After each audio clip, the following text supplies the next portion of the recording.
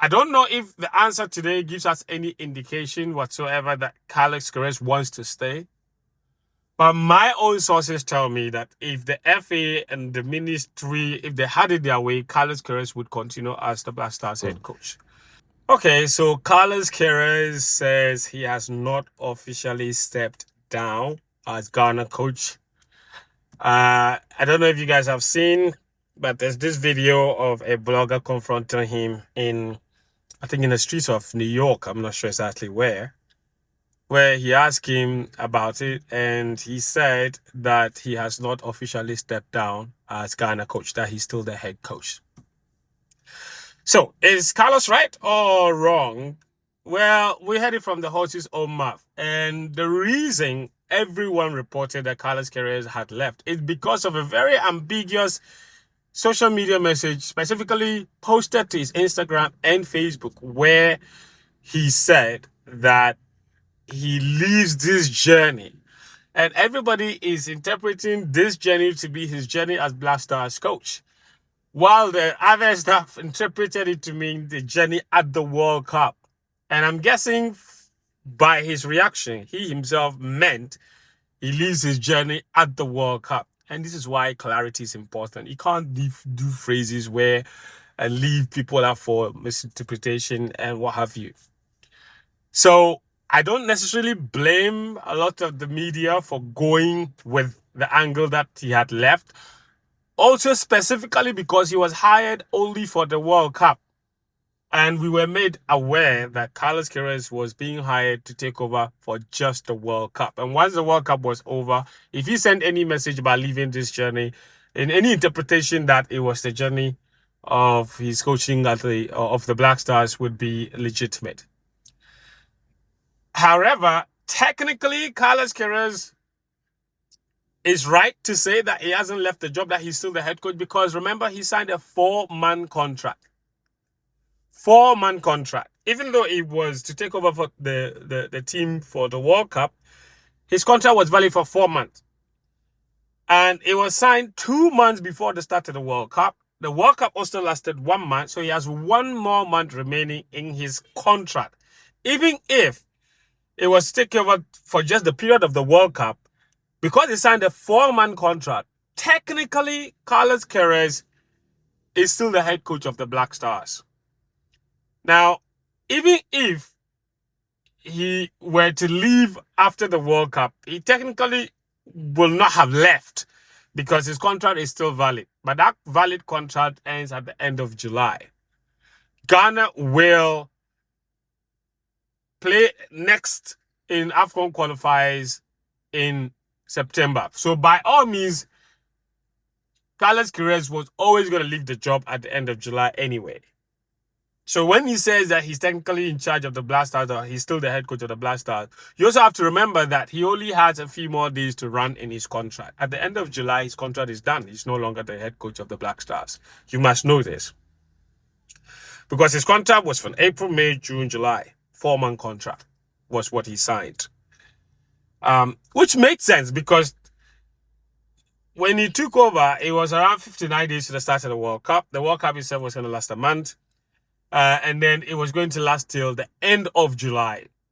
July 19 is the day of the final. So if the assumption was that we made it all the way to the final, then after that, he'll come home, celebrate. We'll do a lot of open bar celebration and all those things. And then small holidays in Ghana, we'll meet the president and those things. It will take us to the end of July now. So that's why he signed a contract until the end of July. So don't read too much meaning into him saying that he's still the head coach. He's only still the head coach until the end of July, which doesn't stop the Black Stars Management Committee or the GFA or the government from starting to look for a new head coach to replace him. Now, that replacement head coach could very well still be Carlos Queiroz continuing.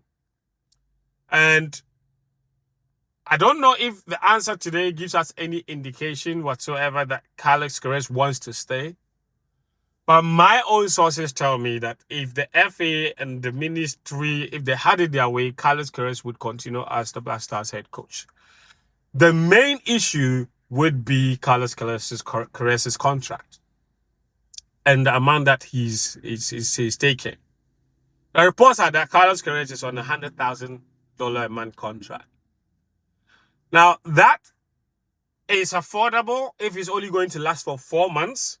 To the ministry or the government, they just look at it for 4 months, 800,000. It's not a big deal. We're getting $12 million from the World Cup. It's okay. We can pay it. But if that has to be money that will be paid over a long term, let's say a year, 2 years, all of a sudden it's looking like a lot of money. That might be a big challenge for this government and for this GFA, who have not paid anything beyond $50,000 for a coach before. The highest we've ever paid a head coach as salary is $50,000, and that was Otoado. And before Otoado, you have to go back to Avram Grant when he took over between 2015 and 2017. He was also a $50,000 a month contract. That's the highest we've ever paid for a coach. Will we be willing to pay something in the region of 100,000, let's even say $80,000 to $100,000 for the salary of a head coach, if that's what it requires to keep Carlos Queiroz? Has he done enough to deserve that money? I think the FA will be asking themselves those questions. But Carlos Queiroz himself, would he be willing to even drop down a little bit in order to continue? He's 73. So, I don't know. But I've been told if the FA had it their way, they would definitely keep Carlos Queiroz. But if they don't find an agreement with Queiroz, they will not be out of options, because we know that today, Hugo Broos has also stepped down as South Africa's coach. Now, Hugo Broos is an interesting prospect because Hugo Broos came close to being appointed as Ghana coach in the past before we went in for ZK Akona, after he led Cameroon to the AFCON title, knocked out Ghana in the process in 2017 before we went. So he has come close to being appointed Ghana coach before, twice actually. Even before the first Otoado appointment, he was also an option. And one of the arguments they had against him was that he was old, blah, blah, and we still ended up going to bring Milovan back for AFCON 2021 anyway. Then even when we were going to hire Chris Hughton, at the time, there was still a chance to hire Hugo Broos. So we have flirted with Hugo Broos before in the past. And he's now also available after leaving his South African role. Would you go for Hugo Broos? I don't know, but it's definitely an option. Like I said, the FA doesn't lack options.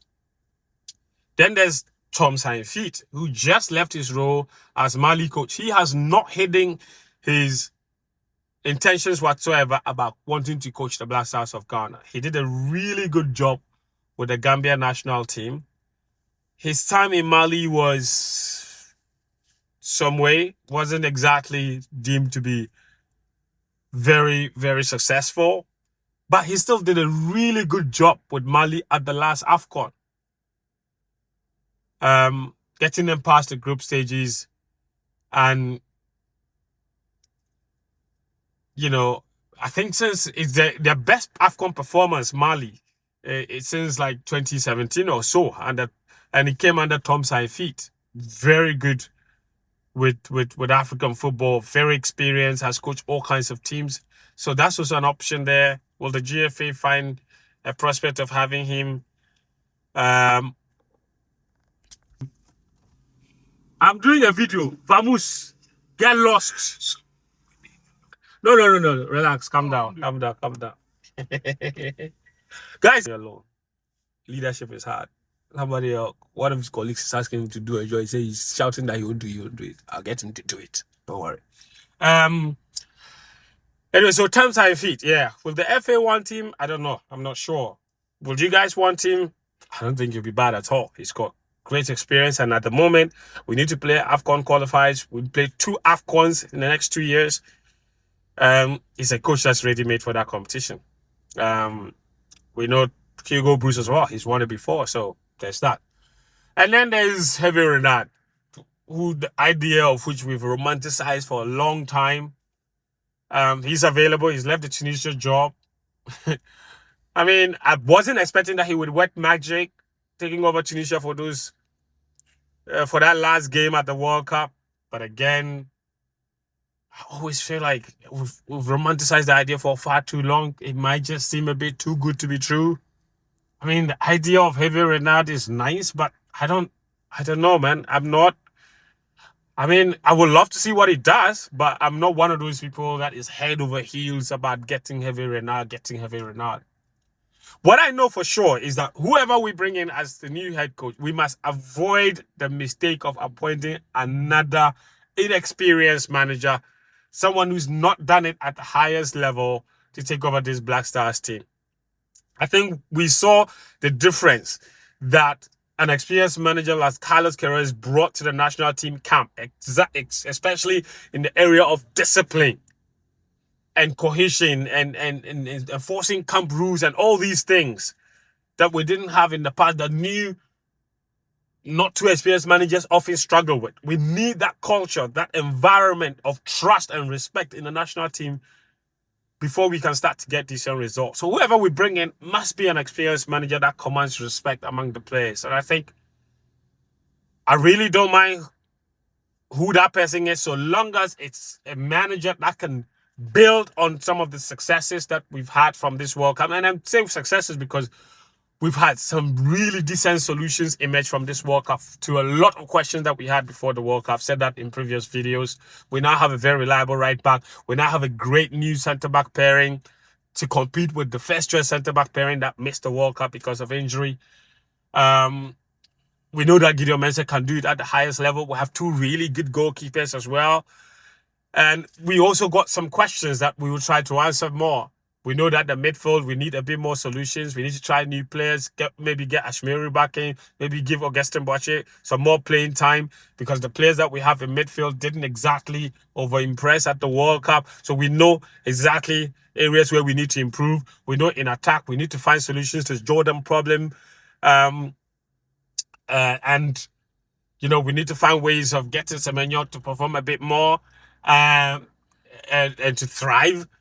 We know that Prince Edu is still very raw in that sense. So we need to start finding solutions. Maybe bring Afenajan back into the striking position, try to see, giving another opportunity to see how he does. We need to start. So we know exactly where our solutions were. We know where our problems are. And any new manager we bring in must be somebody that is fully aware of these situations and immediately start to fix them. If that is Carlos Queiroz, fair enough. If it's another person, just make sure you can build on some of the positives from the World Cup. And I think at the end of the day, for me, I don't think the team is too far off from doing good things. I think we've seen that the potential is there. We just need someone to build on those. Because in the past, that's what we've had. Managers come in, undo a work of previous managers, or managers come in for long stretches and don't build on. And we don't see progress in the team. That's been our biggest problem. We need to see consistent progress. We've seen a lot of positives at this World Cup. It's important to build on those positives. And I think if we can do that, we have a really good chance of qualifying for the next AFCON. And then in those two next AFCONs, try to win at least one of them.